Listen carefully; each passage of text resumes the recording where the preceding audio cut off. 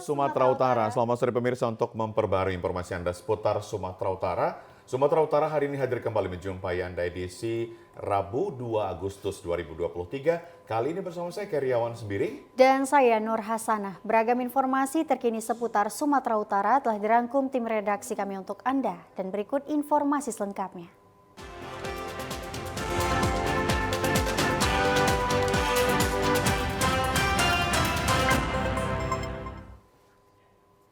Pemirsa, puluhan anggota Badan Pemerintahan Desa melakukan aksi demo ke kantor DPRD Kabupaten Langkat. Aksi ini dipicu karena penggunaan dana desa yang tidak transparan oleh seluruh kepala desa yang ada di Kabupaten Langkat.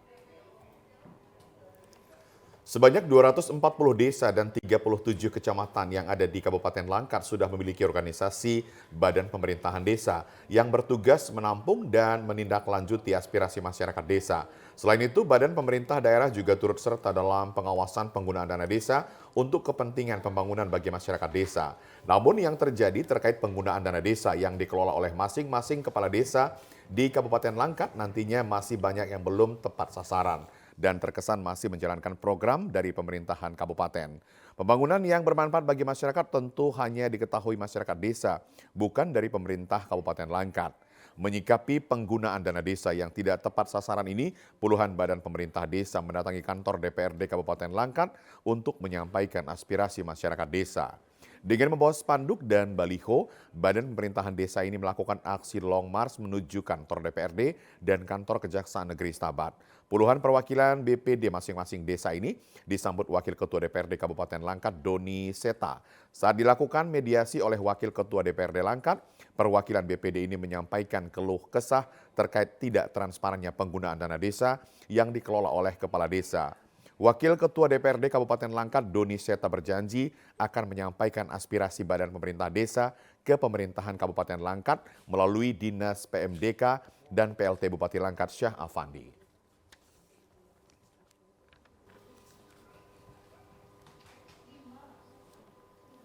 Pemirsa, tugas pokok Babin Kamtibmas yakni memberikan pembinaan, mendeteksi, memediasi, melayani, serta mengayomi masyarakat. Selain itu, Babin Kamtibmas harus mampu berkomunikasi publik melalui digital dan media sosial lainnya.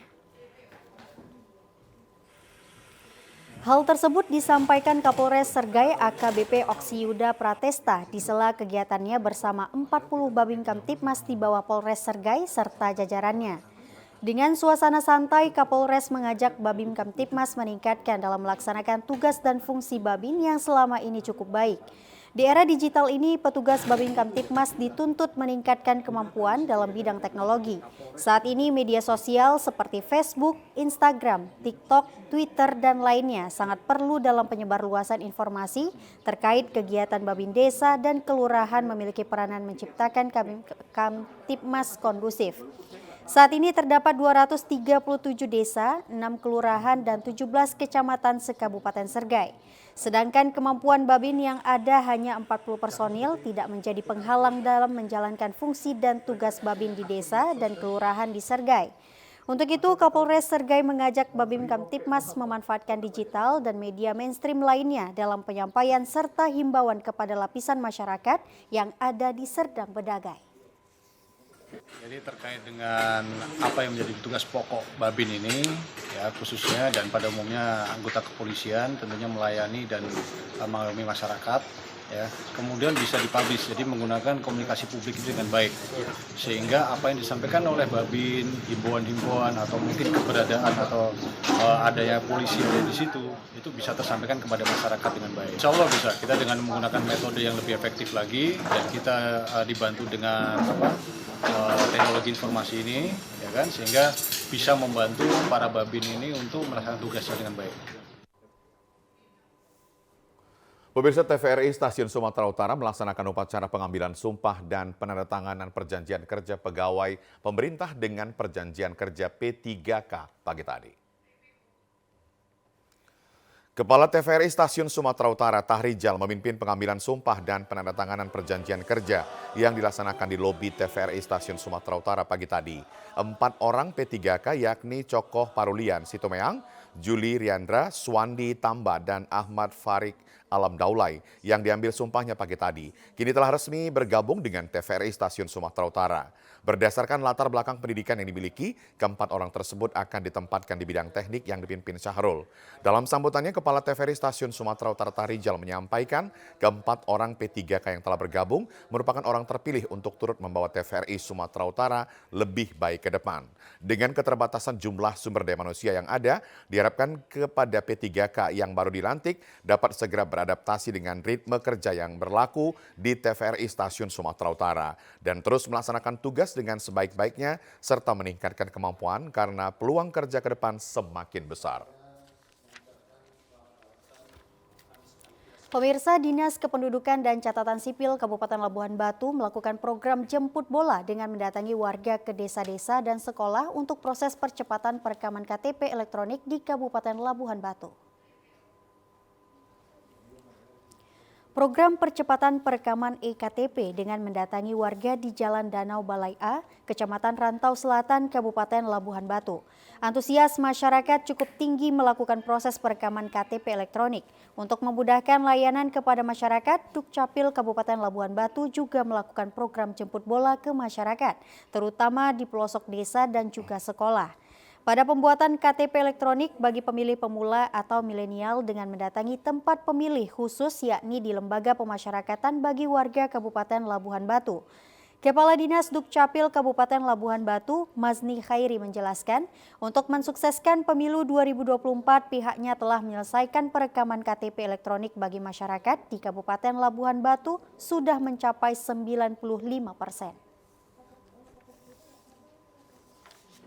Kami di Dukcapil Kabupaten Labuhan Batu untuk pemilu serentak 2024 menghimbau kepada masyarakat agar melakukan perekaman yang belum melakukan perekaman untuk mendapatkan KTPL-nya. Untuk pemilu 2024 ini kami telah melakukan jemput bola, program jemput bola, yaitu kami mengadakan perekaman ke sekolah, ke lapas maupun ke kelurahan atau ke desa yang jauh dari lokasi perekaman. Dinas Dukcapil Labuhan Batu menghimbau kepada masyarakat terutama pemilih pemula atau milenial agar secepatnya melakukan perekaman KTP elektronik di Dinas Dukcapil Kabupaten Labuhan Batu atau di kantor camat setempat untuk mensukseskan pemilu tahun 2024.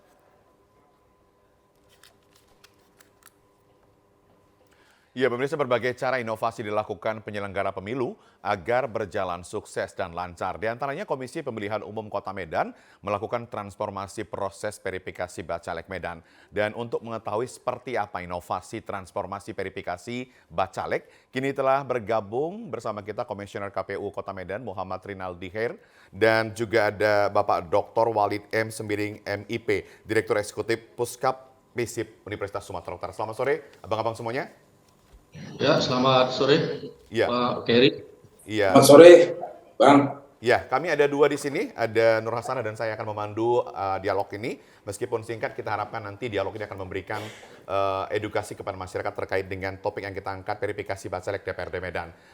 Kita mau tanya nih ke Bang Rinaldi. Bang Rinaldi, seperti apa transformasi proses verifikasi bakal calon legislatif DPRD Kota Medan yang dilakukan oleh KPU selaku penyelenggara pemilu ini? Ya baik, terima kasih Bang Keri, Mbak Nur Hasana ya. Iya benar, ada Nur Hasana. Ya, selamat sore juga Dr. Walid yang baru doktoral ya kemarin. Ya, terima kasih.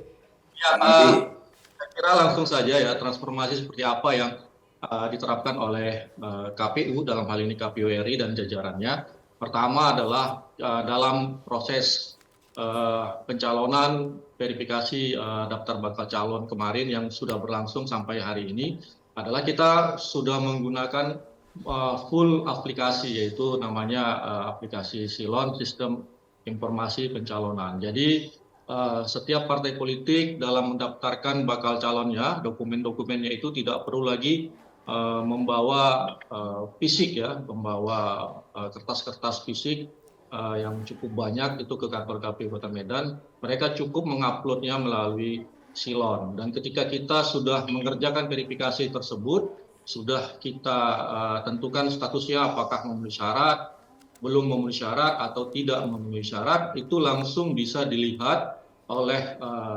partai politik peserta pemilu by aplikasi. Jadi tidak perlu lagi mereka harus bolak-balik datang ke kantor KPU Kota Medan untuk melihat status verifikasinya seperti apa. Itu salah satu transformasi yang sedang kita jalani dalam proses pendaftaran bakal calon yang berbeda dari pemilu sebelumnya. Seperti itu, saya kira. Baik, terima kasih Pak Rinaldi atas penjelasannya. Kita sekarang ke Pak Dr. Walid M. Sembiring MIP. Selamat sore Pak. Selamat sore. Pak, terkait Ya. terkait dari penerapan teknologi yang dijelaskan oleh Pak Rinaldi tadi, apakah ini dinilai efektif Pak dalam proses verifikasi bakal caleg yang dilakukan oleh KPU Pak? Baik, saya kira yang pertama kita sebagai akademisi juga praktisi juga ini mengapresiasi langkah yang diambil oleh komisioner KPU, Komisi Pemilihan Umum ya, dengan digitalisasi ini. Tentu dengan proses full digitalisasi seperti yang disampaikan oleh Pak Rinaldi tadi, ini akan punya efek yang luar biasa, ya. Tentu efektif, ya. Karena memang saya kira hari ini dengan begitu banyaknya caleg ataupun caleg yang akan bertarung dalam pemilu 2024 ini, dengan sistem digitalisasi akan memudahkan kerja-kerja KPU dan juga memudahkan para calon-calon caleg-caleg tersebut dalam melengkapi administrasi yang dibutuhkan atau yang dimintakan oleh KPU. Saya kira ini akan efektif. Begitu, Pak. Ya, baik Bang Rinaldi, kalau kita tahu ini seperti yang dijelaskan bahwasannya verifikasi bakal calon legislatif yang dilakukan oleh penyelenggara pemilu ini menggunakan teknologi begitu ya, digitalisasi. Tapi bagaimana kemudian upaya yang dilakukan supaya bisa menangkal kecurangan-kecurangan yang akan terjadi begitu? Karena saat ini kita kan sangat syarat dengan teknologi begitu, Bang Rinaldi. Ya, alhamdulillah ya sampai sejauh ini aplikasi yang kita jalani, baik itu pada saat pendataan pemilih itu melalui penetapan dapil juga, ada sidapil, ada silon, waktu verifikasi partai politik ada sipol, lalu pendataan pemilih ada sidali, itu tidak ada terjadi trouble atau serangan-serangan hack dan sebagainya. Artinya KPU RI sebenarnya jauh hari sudah mempersiapkan persoalan-persoalan menangkal hal-hal efek negatif. Nah, kalau untuk kecurangan sendiri, saya kira ini adalah bagian dari meminimalisir potensi kecurangan terjadi. Bahkan nanti dalam pemungutan dan penghitungan suara, KPU akan tetap menggunakan rekapitulasi dengan sistem Sirekap, ya. Dan dengan Sirekap ini artinya perolehan suara yang ada di TPS itu bisa langsung diupload dan diketahui oleh masyarakat. Jadi tidak perlu lagi ada rebutan-rebutan C1 ya, jualan-jualan dalam tanda kutip C1 yang beredar dengan banyak versi. Saya kira dengan Sirekap itu bisa menjawab potensi-potensi kecurangan. Termasuk juga dalam proses pencalonan pencalonan bakal calon legislatif, ya. Kita dapat menyortir potensi-potensi calon yang ganda seperti itu. Baik itu ganda antar kabupaten kota, provinsi, maupun sampai ke tingkat RI. Seperti yang kita ketahui kemarin kan salah satu artis ibu kota yang dalam waktu sekejap kita langsung tahu dia terdaftar ganda di beda partai dan beda tingkatan, satu DKI dan satu DPR RI. Artinya dengan model aplikasi yang ada saat ini sangat membantu sekali bagi kami untuk menangkal kecurangan-kecurangan tersebut. Terima kasih. Ya, Bang Rinaldi, upaya yang dilakukan oleh KPU sendiri dalam mensukseskan transformasi verifikasi Bacalek ini seperti apa? Ada kendala tidak Bang dalam menggunakan sistem informasi yang baru ini? Kalau kendala ya pasti ada ya, namanya teknologi pasti tidak mungkin sempurna. Tapi salah satu yang kendala itu tentu persoalan kalau dia secara fisik diserahkan itu kan kita langsung tahu ya, dokumen-dokumen diserahkan oleh partai politik, apakah memang itu dokumennya benar atau tidak, dokumennya itu bodong atau tidak, kita langsung tahu ketika diserahkan. Tapi ketika by aplikasi ini, ternyata setelah kita verifikasi, banyak sekali dokumen-dokumen bodong. Artinya dokumen yang yang diupload atau yang diunggah ke aplikasi ternyata dokumen yang salah. Atau misalnya banyak sekali kita melihat satu dokumen bakal calon itu diupload untuk banyak calon gitu kan. Ini salah satu sebenarnya titik lemah yang kita dari partai politik yang mungkin yang kurang siap untuk melengkapi persyaratan-persyaratan ya. Tapi ya dengan aplikasi ini hal itu semua dapat kita antisipasi ya, dapat kita lihat deteksi bahwa dokumen-dokumen yang tidak benar, dokumen yang salah tersebut harus diperbaiki seperti itu. Ya. Baik, kita sekarang ke Pak Walid ya Pak, terkait dari pembahasan yang potensi ada kecurangan yang dibahas oleh Pak Rinaldi tersendiri ini, bagaimana sih tanggapan Bapak selaku dari Direktur Eksekutif Puskap Visip USU untuk menanggapi potensi kecurangan pada penerapan teknologi ini Pak, khususnya untuk bakal calon legislatif? Baik, terima kasih ya. Tadi saya menyambung yang saya sampaikan sebelumnya, ini memang bahwa efektif, cuma memang potensi-potensi kecurangan itu masih akan tetap ada dan kita ditemukan.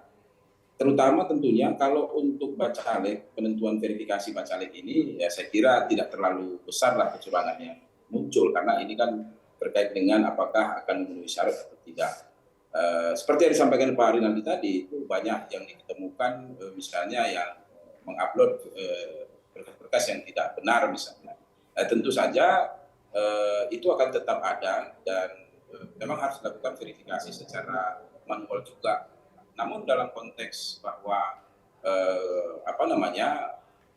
membantu kerja KPU untuk menyelesaikan urusan administrasi bacalek-bacalek tersebut akan lebih mudah dengan digitalisasi. Nah, kecurangan-kecurangan kalau kita melihatnya lebih sebenarnya kepada Sirekap tadi. Kalau dalam silon ini sebenarnya tidak terlalu ya.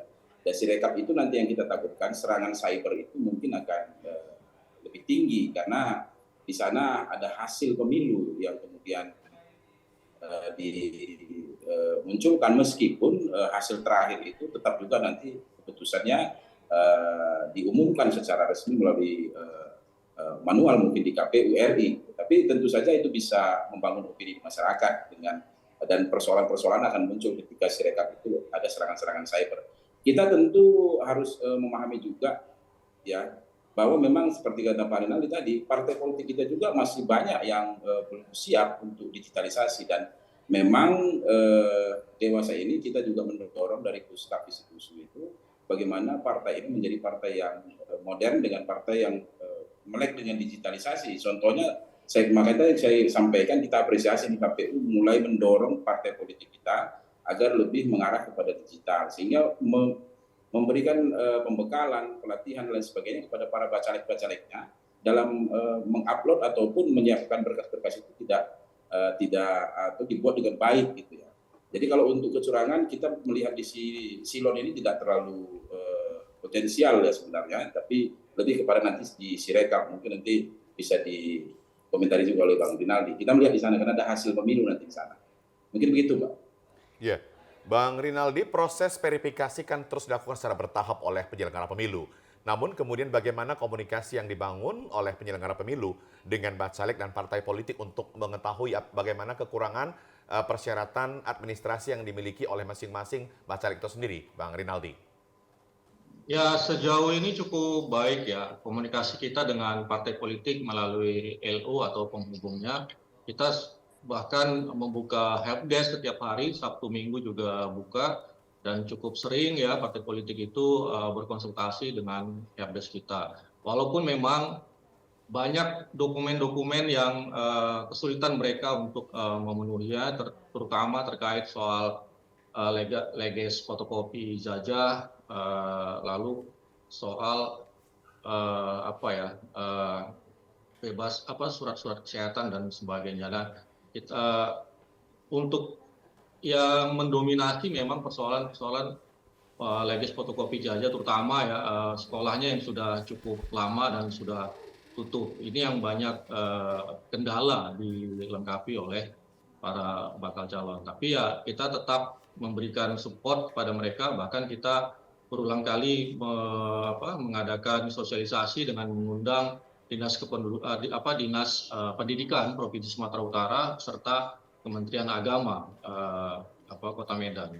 Itu dia. Artinya komunikasi yang kita bangun sejauh ini sudah cukup baik ya. Mudah-mudahan nanti ke depan tidak ada kendala bagi partai politik untuk melengkapi persyaratan-persyaratan yang harus dipenuhi, yang masih belum baik atau masih TMS seperti itu. Baik, terima kasih Pak Rinaldi. Kita ke Pak Walid ya. Pak, tadi Bapak sempat katakan bahwasannya dalam penerapan teknologi ini sendiri banyak peserta pemilu ataupun partai politik ini sendiri yang belum melek akan teknologi. Nah, bagaimana sih tanggapan Bapak tentang hal ini dan bagaimana upaya yang harus dilakukan, Pak?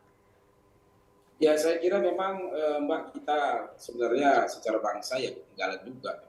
Karena digitalisasi ini dalam konteks kepemiluan misalnya dan juga dalam konteks partai politik ini, kita kan tentu ketinggalan.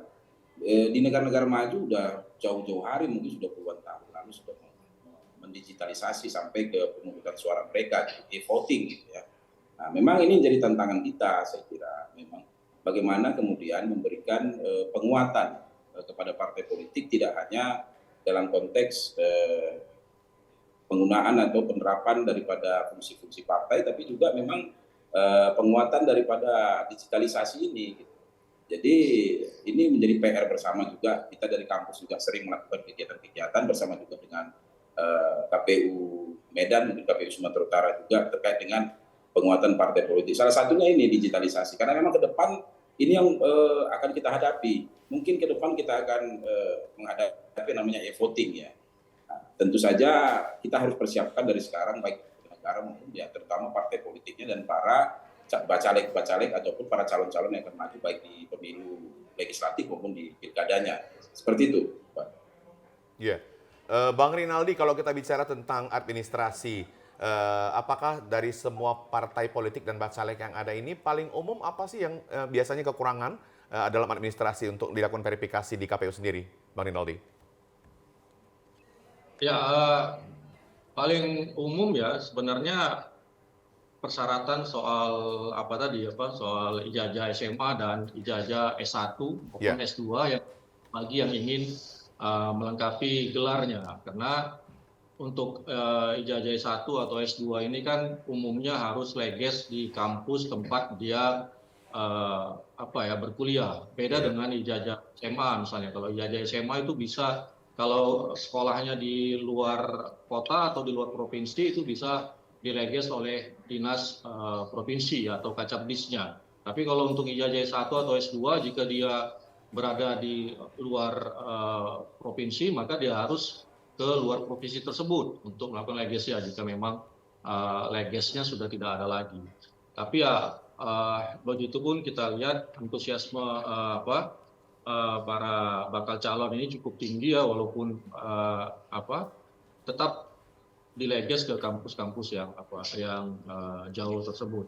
Nah, tapi memang kita akui bahwa pada saat verifikasi pertama itu tahap pertama itu semua partai ya rata-rata masih ada yang TMS atau BMS yang dokumennya. Bahkan di verifikasi perbaikan hari ini pada tanggal 31 Juli kemarin kita sudah keluarkan berita acaranya, itu masih ada beberapa partai politik lagi yang dokumen bakal calonnya berstatus TMS. Bahkan ada salah satu partai politik ya, mungkin saya belum bisa sebutkan di sini, itu lebih banyak yang TMS calonnya daripada yang MS gitu ya kan.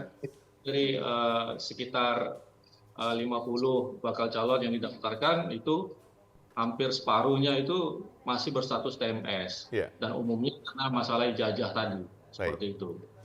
Bang Rinaldi, satu lagi terkait dengan ijazah SMA. Kalau kita dengar informasinya ketika KPU menerima ijazah SMA dari bakal calon legislatif ini, pihak KPU akan mendatangi langsung memastikan ke Diknas atau ke sekolahnya. Benar demikian, Bang Rinaldi? Iya, ijazah SMA ini kan sensitif sekali ya, sangat sensitif sekali. Bahkan ini sering menjadi sumber gugatan oleh partai politik atau bakal calon yang tidak terpilih terhadap yang terpilih. Jadi sesuai dengan petunjuk dan arahan peraturan KPU dan keputusan KPU nomor 403 bahwa kami harus mengklarifikasi semua ijazah SMA atau madrasah dan sederajat itu ke Dinas Pendidikan Provinsi Sumatera Utara atau ke Kementerian Agama. Iya. Ini kami undang langsung mereka datang ke kantor KPU, dan jika masih ada keraguan maka kami akan datangi ke sekolahnya langsung, seperti itu. Sampai saat ini belum ada keraguan, Bang Rinaldi? Ya, alhamdulillah sampai sejauh ini kita belum menemukan belum menemukan potensi keraguan tersebut. Ya, mudah-mudahan nanti kalau sudah pemilu 2024 sudah ada yang terpilih, tidak ada yang menggugat lah persoalan ijazah. Baik. Baik, harapannya seperti itu ya Pak Kiri ya. Baik, kita sekarang ke Pak Walid. Pak, dengan metode konvensional ini, apakah ini akan terabaikan Pak dengan kemajuan teknologi di zaman sekarang? Karena ini semakin diminati dan tentunya ini makin digelutin oleh para generasi milenials tentunya Pak. Baik, saya kira tetap kita akan membutuhkan konvensional. Sehebat apapun digitalisasi yang dilakukan, khususnya dalam konteks kepemiluan ya. Karena ini berbicara tentang banyak orang, ada kepentingan politik, ya, kemudian juga terkait dengan kekuasaan. Ini tentu yang namanya konvensional akan tetap, dan seperti yang disampaikan oleh Pak Rinaldi tadi juga akan dilakukan verifikasi secara faktual ke sekolah misalnya. Karena memang kita harus akui kita masih, meskipun hari ini KPU melakukan atau membuat satu aplikasi yang terdigital dengan konteks silon, si rekap dan sebagainya, khususnya di silon misalnya ini kan belum terintegrasi. Kita kan belum terintegrasi misalnya antara KPU dengan Capil, dengan sekolah, dengan kepolisian. Nah, sehingga ke depan mungkin memang kita dorong bagaimana supaya ini bisa terintegrasi ketika misalnya ada bacalek yang masuk dari satu partai, dia hanya masukkan misalnya KTP atau KK saja, itu bisa terintegrasi, terlihat misalnya bagaimana catatan kepolisiannya, ijazahnya dari mana saja, secara valid ya, dan lain sebagainya. Kita kan belum sampai ke sana, makanya saya kira dalam pemilu, mungkin 2 pemilu ke depan, kita dorong memang digitalisasi ini, tapi metode konvensional ini akan masih tetap dibutuhkan untuk memverifikasi tentu saja berkas-berkas ataupun persyaratan-persyaratan daripada calon-calon yang maju dalam pemilu legislatif maupun pemilu presiden dan juga pemilu kepala daerah. Saya kira masih butuh. Saya kira seperti itu. Ya. Baik. Bang, ya. Silakan. Nah. Baik, untuk harapan Pak ataupun himbauan yang akan dilaksanakan karena tentunya kita akan mengalami pemilu di tahun depan Pak agar berjalan dan lancar. Ya, saya kira pemilu kali ini adalah pemilu yang tentu saja luar biasa tensinya karena memang selain daripada pemilu presiden dan pemilu legislatif, kita juga akan menghadapi pemilu kada serentak ya. Ini kita berharap memang para penyelenggara pemilu dan juga khususnya para peserta pemilu itu titik tekan kita sebenarnya di partai politik agar dapat terselenggara pemilu ini dengan damai, dengan baik. Ya, harapannya siapapun ataupun bagaimanapun komposisi dari perolehan kursi dari partai manapun itu bisa diterima dengan baik. Nah, tentu saja yang penting adalah kita butuh yang namanya transparansi, sudah difasilitasi oleh KPU dengan sistem digitalisasi, dan juga kita butuh kepastian hukum terkait dengan hasil-hasil, apakah hasil dari pemilu itu sendiri, kemudian juga terkait dengan apakah calon atau bacalek ini memenuhi syarat atau tidak memenuhi syarat, ini juga perlu kepastian hukum terkait dengan itu. Hal-hal ini tentu kita harapkan dan kita dorong KPU untuk dapat bekerja dengan baik, dan juga kami dari Pusat Kajian Pemilu dan Partai Politik sebenarnya bukan hanya mendorong KPU, malah kita lebih mendorong dan katakanlah lebih memaksa sebenarnya partai politik agar lebih, karena partai politik ini yang menjadi pusat daripada kepemiluan dan juga terkait dengan pencalekan maupun pemilu ke depan ini. Jadi partai politik kita dorong lebih kuat. Kita harap itu, dan kita himbau juga pada seluruh caleg untuk menghindarkan ataupun nanti caleg-caleg yang maju ya, partai-partai politik itu yang maju, menghindarkan terutama hari ini isu-isu money politik, isu identitas, politik identitas dan lain sebagainya yang bisa memecah belah masyarakat di bawah. Saya kira itu Mbak harapan dan juga himbauan dari kita, mudah-mudahan dapat berjalan lancar. Baik, Bang Rinaldi, sebelum nanti ada himbauan kepada partai politik atau bakal calon legislatif. Nah, kita ini apresiasi sekali penyelenggara pemilu untuk tahun ini sudah menerapkan teknologi begitu. Apakah nanti setiap tahapannya akan juga menggunakan sistem teknologi? Begitu, Bang Rinaldi, dan nanti bisa disampaikan sekaligus nanti himbauan dan pesan kepada bacalek dan juga partai politik. Ya, pastinya KPU akan tetap menggunakan aplikasi-aplikasi teknologi informasi dalam setiap tahapan yang dijalani. Bahkan dalam kampanye nanti juga ada aplikasi yang sudah disiapkan untuk kampanye dan begitu juga dengan proses rekapitulasi.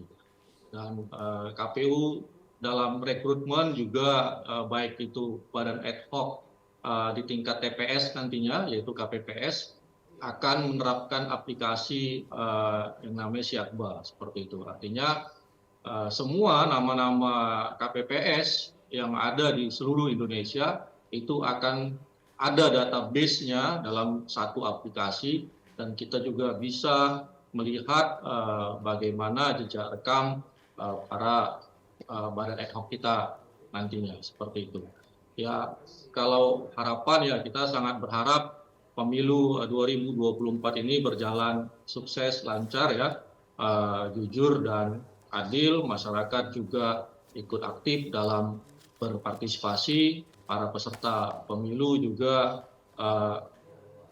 betul-betul fair ya dalam bertarung bahwa pemilu adalah sarana sah pertarungan perebutan kekuasaan yang diatur dan dilindungi oleh undang-undang. Karena itu manfaatkanlah sebaik mungkin sesuai dengan aturan perundang-undangan. Seperti itu saya kira. Baik, luar biasa sekali. Terima kasih kami ucapkan kepada Pak Rinaldi Khair selaku Komisioner KPU Medan dan juga Pak Dr. Walid M. Sembiring MIP selaku Direktur Eksekutif Puskap Visip USU yang telah memberikan informasi kepada kita bersama mengenai transformasi proses verifikasi bacalek DPRD Medan ini. Terima kasih Pak. Terima kasih Mbak. Selamat sore. Selamat sore. Baik. Dan pemirsa, informasi aktual lainnya akan kami hadirkan sesaat lagi. Tetaplah bersama kami di Sumatera Utara hari ini.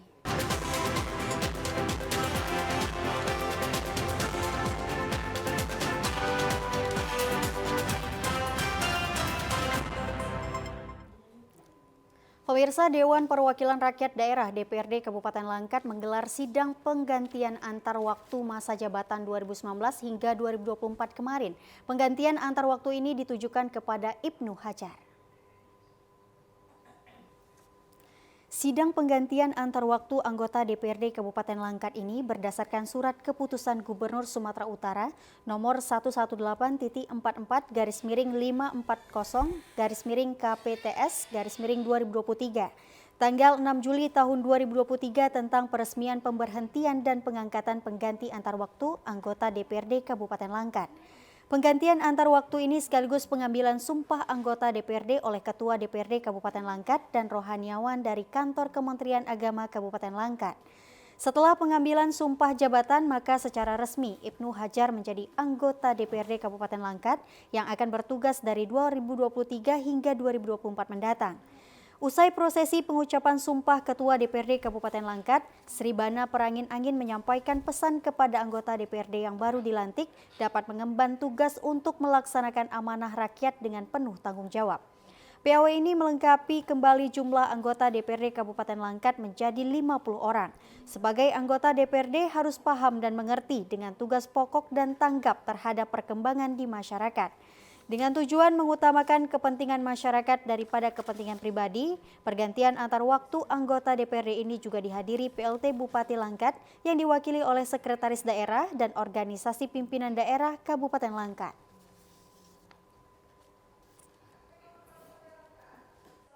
Ya pemirsa, berikut kami sampaikan informasi perakhiran cuaca di sejumlah daerah di Sumatera Utara dari Badan Meteorologi, Klimatologi, dan Geofisika Wilayah 1 Medan dan berlaku pada hari Kamis 3 Agustus 2023 berikut ini.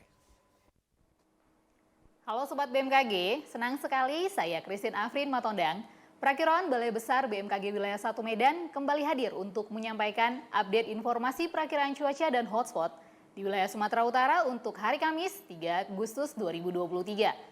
Pada pagi hari kondisi cuaca diprediksi berawan di wilayah Sumatera Utara. Sementara pada siang hingga sore hari kondisi cuaca diprediksi hujan ringan hingga lebat, di mana potensi hujan lebat terjadi di wilayah Tapanuli Utara, Toba, Langkat, Simalungun, dan sekitarnya. Untuk malam hari, kondisi cuaca diprediksi hujan ringan hingga lebat disertai guntur tepatnya terjadi di wilayah Langkat, Binjai, Deli Serdang, Karo, Dairi, Humbang Hasundutan, Papak Barat, Tapanuli Utara, Tapanuli Tengah, Madinah, Padang Lawas, dan sekitarnya. Untuk dini hari, kondisi cuaca diprediksi berawan banyak di wilayah Sumatera Utara. Suhu akan berkisar antara 17 hingga 32 derajat Celcius dengan kelembaban udara 60-95%. Angin bertiup dari arah tenggara hingga barat daya dengan kecepatan 10-30 km per jam. Untuk titik panas, pertanggal 1 Agustus 2023, terpantau 2 titik panas tepatnya di Kabupaten Asahan dan Labuhan Batu Utara. Kepada masyarakat, kami tetap menghimbau untuk tetap waspada akan potensi hujan lebat yang dapat disertai petir dan angin kencang, yaitu di wilayah lereng barat, lereng timur, pegunungan Sumatera Utara, di mana kondisi ini dapat memicu genangan air, banjir, longsor, dan bencana hidrometeorologis lainnya. Demikian informasi ini dapat kami sampaikan, kiranya informasi ini dapat bermanfaat dan sampai bertemu kembali. Ya, pemirsa, jelang HUT Kemerdekaan Republik Indonesia ke-78, sejumlah pedagang penjual aksesoris bendera merah putih sudah mulai menjamur di Kota Medan. Harga yang ditawarkan bervariasi mulai dari Rp5.000 hingga ratusan ribu rupiah. Dalam menyambut HUT Kemerdekaan Republik Indonesia ke-78, sejumlah pedagang musiman penjual aksesoris bendera merah putih sudah mulai menjamur di Kota Medan. Sejumlah jalan di Kota Medan terlihat para pedagang bendera sudah mulai menjajakan barang dagangannya, salah satunya di Jalan Cut Nyak Dien, Medan. Di tempat ini beragam jenis bendera merah putih ditawarkan mulai dari bendera kecil untuk di sepeda motor hingga bendera besar. Harga yang ditawarkan bervariasi mulai dari Rp5.000 hingga ratusan ribu rupiah. Salah seorang penjual aksesoris Asminarti mengatakan untuk bendera yang dijual ia memesan dari luar kota dan sebagian aksesoris bendera dijahit sendiri. Asminarti mengaku omset penjualan tahun ini tidak ada peningkatan dibanding tahun sebelumnya.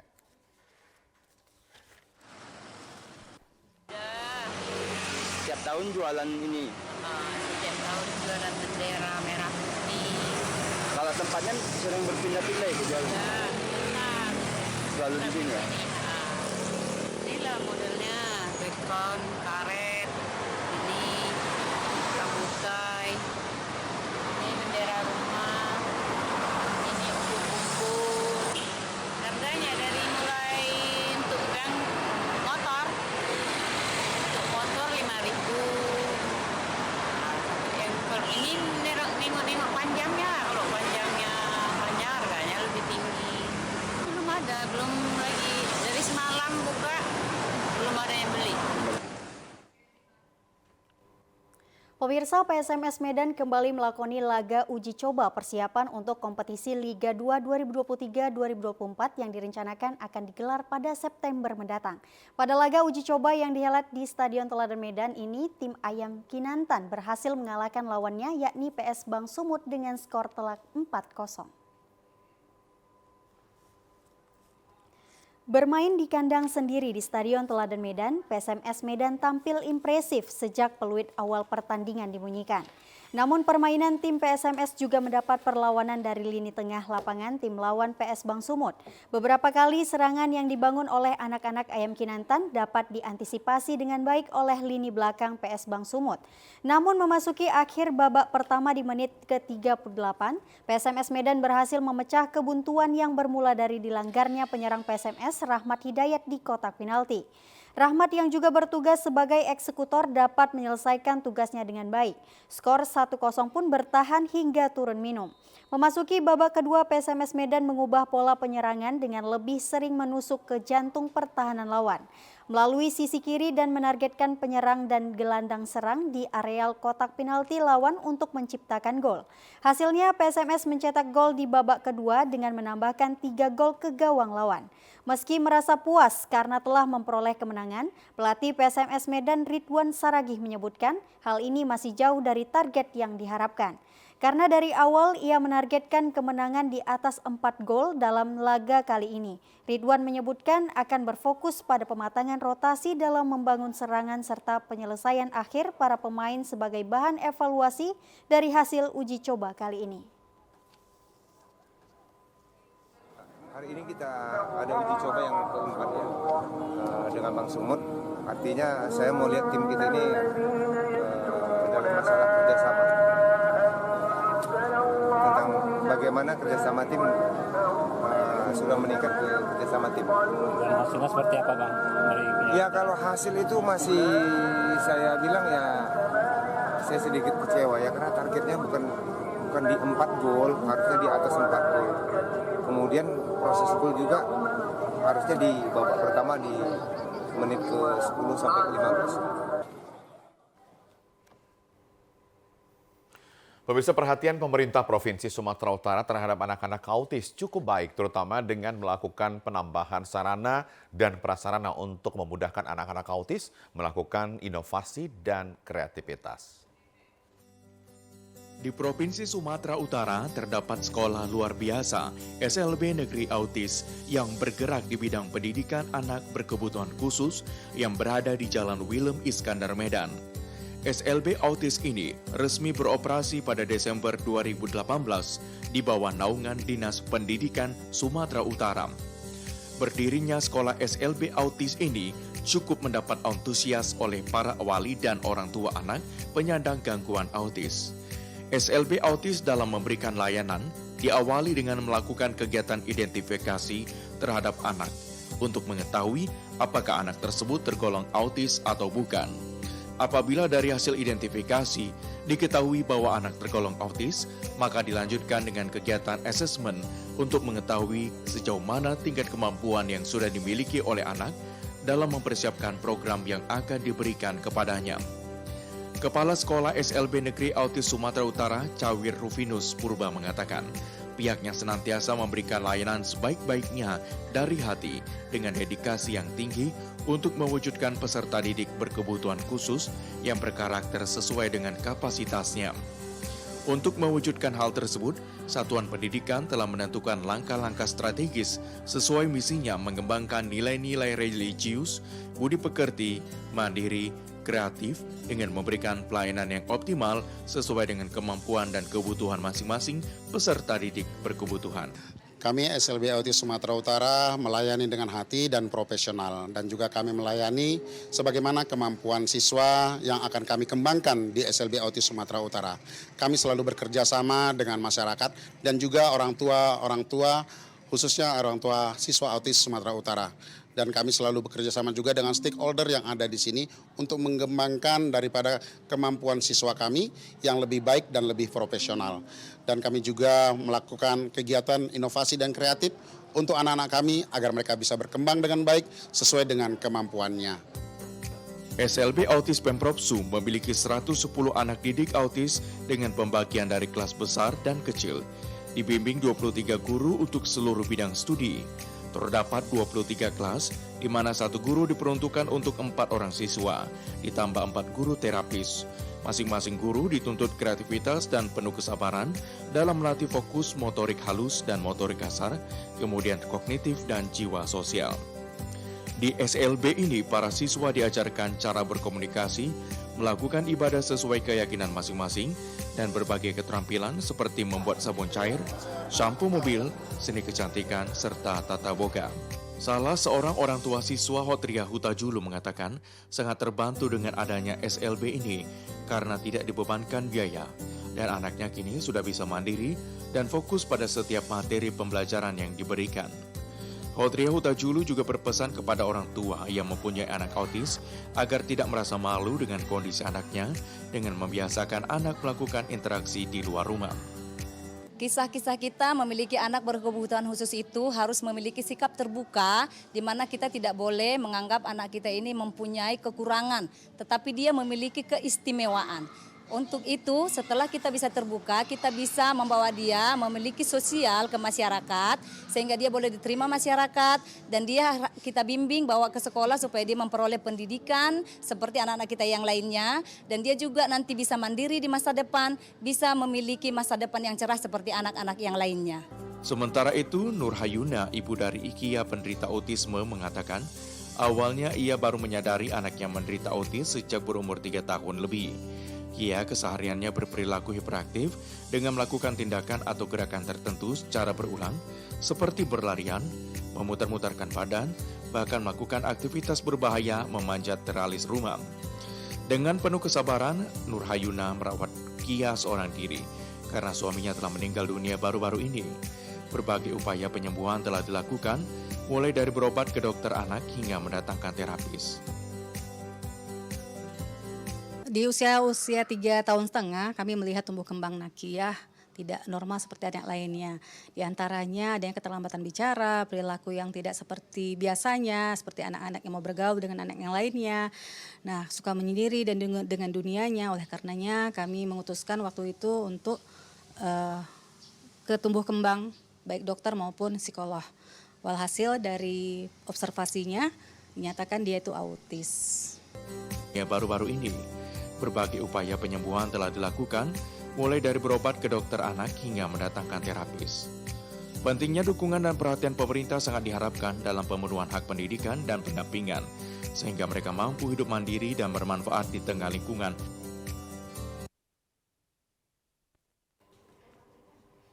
Ya, pemirsa, berikut kami hadirkan segmen Lintas Andalas. Tetaplah bersama kami.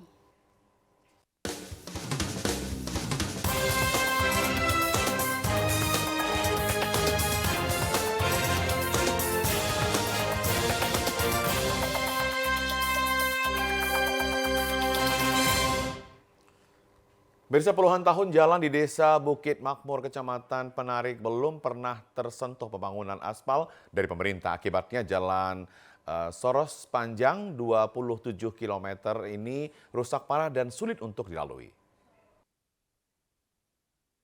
Rusaknya jalan poros milik pemerintah Kabupaten Mukomuko menuju ke Desa Batik Makmur sepanjang 27 km lebih mengakibatkan akses keluar masuk kendaraan sulit dilalui pada saat musim penghujan. Kepala Desa Bukit Makmur, Suroso, mengungkapkan rusaknya jalan lintas menuju ke desa ini akibat belum pernah tersentuh pembangunan aspal dari pemerintah, dan juga jalan tersebut setiap hari dilewati masyarakat membawa hasil panen kelapa sawit. Dengan kondisi jalan rusak tersebut, ia meminta kepada pengendara untuk berhati-hati saat melintas, apalagi saat hujan. Selain jalan licin, juga beberapa lubang cukup dalam dan mengakibatkan sudah banyak terjadi kecelakaan. Itu belum tersentuh pembangunan sampai sekarang, masih tanah merah. Ini yang menjadikan kendala permasalahan untuk sarana transportasi untuk pengeluaran ini hasil panen atau dari petani.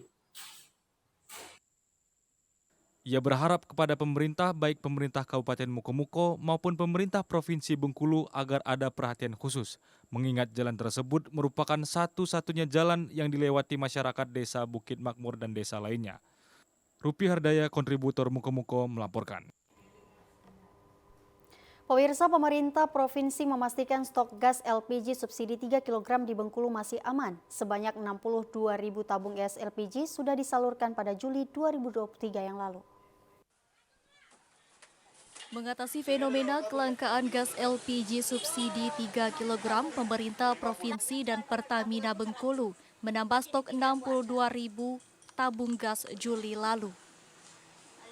Berdasarkan data Pertamina, kebutuhan gas LPG subsidi di bulan Juli sebanyak 1.400 tabung. Kelangkaan gas LPG membuat Pertamina menggelontorkan 62.000 tabung, atau sekitar 4% dari alokasi yang disiapkan untuk Provinsi Bengkulu. Dengan adanya penambahan stok gas itu, pemerintah memastikan dapat memenuhi kebutuhan masyarakat. Pemerintah akan mengusulkan kembali penambahan sebanyak 62.000 bila terjadi kelangkaan. Selain itu, pemerintah akan membuat surat edaran terkait aturan penggunaan LPG subsidi. Kemarin kan saya sudah audiensi dengan Pertamina. Ya untuk sementara ini kebutuhan LPG di Provinsi Bengkulu itu tercukupi.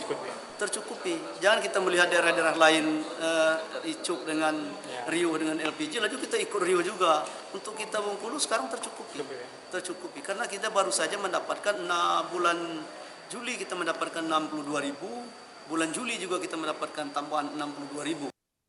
Adapun alokasi gas LPG subsidi 3 kg yang disiapkan untuk Provinsi Bengkulu yakni sebanyak 1.400.000 tabung.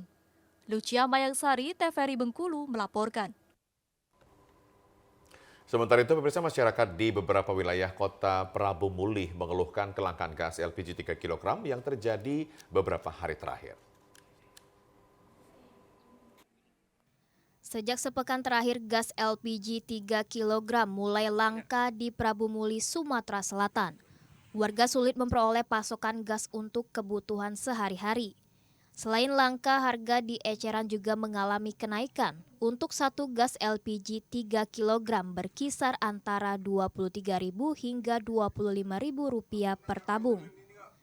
Salah seorang warga, John, mengaku pasokan saat ini sulit didapat hingga harus berkeliling pangkalan. Warga berharap pasokan gas 3 kg di Prabu Mulih dapat ditambah dan pemerintah maupun aparat penegak hukum dapat memantau distribusi gas untuk menghindari penimbunan maupun oknum nakal. Keliling nyari, kemana nak nyari lagi? Ke pangkalan kosong, pangkalan yang di Dempo kosong, kemana lagi nyari? Kosong. Nggak tahu dari kemarin aku nyari dapat nih. Dapat. Kalau harga juga? Harga udah tentu. Dari di pengecer tak tentu lah. Aku 23 lah. Iya, kalau kupul kan 18. Cuma di pengecer ada yang 25 malah. Sulit kan berarti sekarang? Sulit, ada keliling ini. Inilah sampai kebakaran kemana-mana nyari. Bah, sudah itu volume juga ditambah. Ya yang mau kecil kami ini susah lah Pak.